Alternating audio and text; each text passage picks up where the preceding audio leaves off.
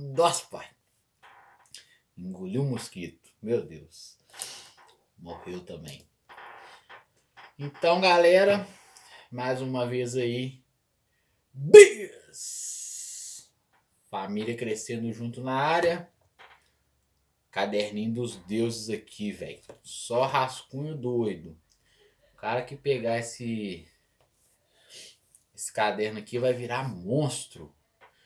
Como todos sabem, estou passando para vocês protocolos do que eu estou fazendo na periodização de cutting do meu projeto 50 dias, correto?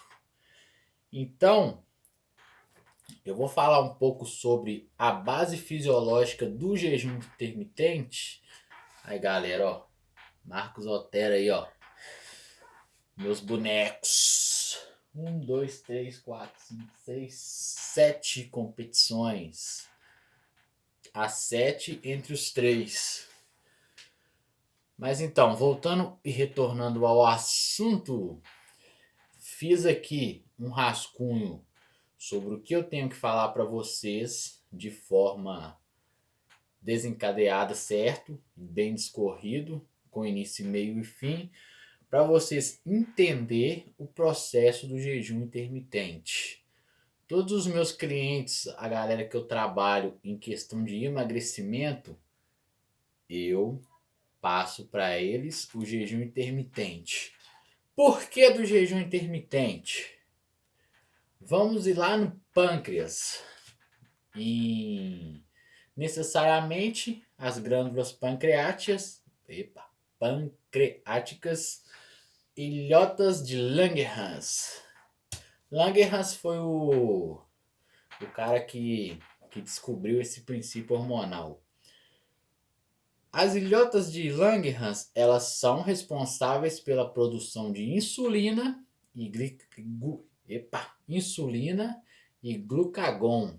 Ah, Marquinhos, mas o que tem a ver isso com jejum intermitente e perda de peso?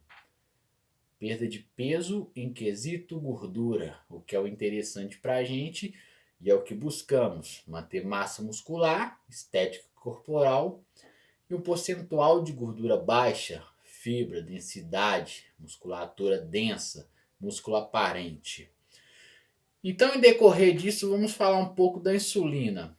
Insulina, ela é desencadeada no nosso corpo para fazer com que as reações catabólicas não significa que é uma palavra ruim.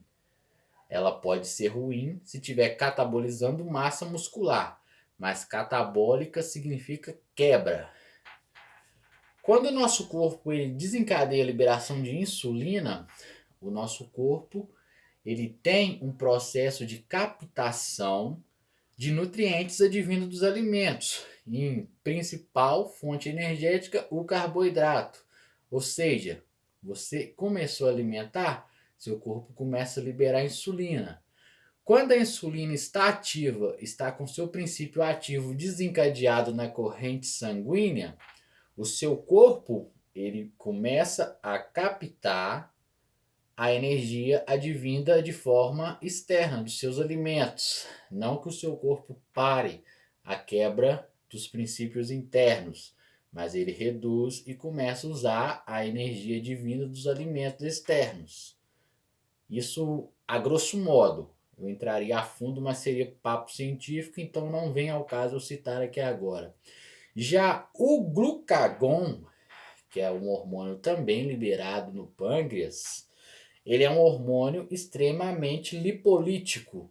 O que seria lipolítico? Lipolítico dá-se pelo fato de extrair energia. O nosso corpo ele trabalha com demandas energéticas, então é a fonte principal é energia. Glucagon extrai energia advinda da lipólise. O que é lipólise? Quebra do tecido adiposo ou das gorduras armazenadas no seu corpo. Nosso corpo também armazena gordura no fígado. E faz a quebra dessa gordura para utilizar como fonte energética.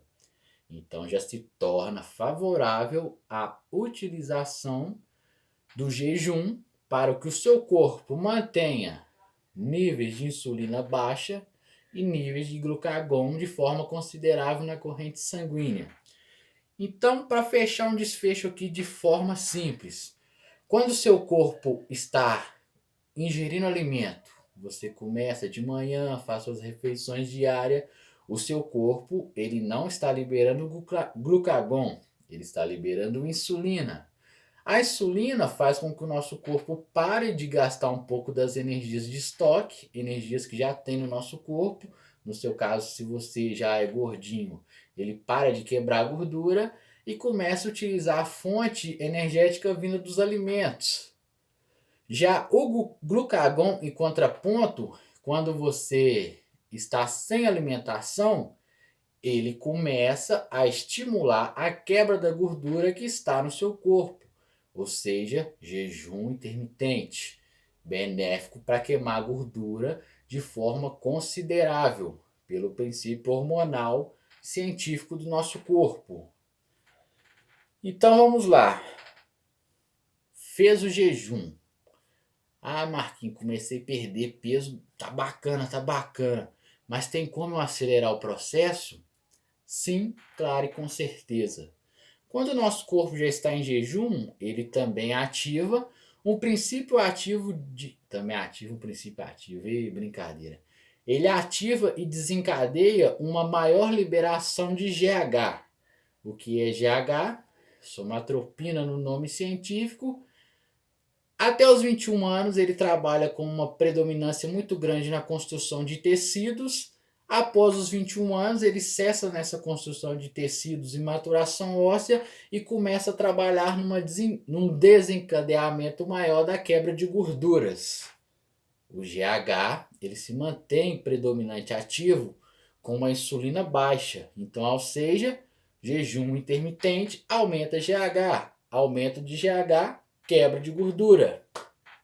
Esse foi o segundo ponto. 2 fatores benéficos.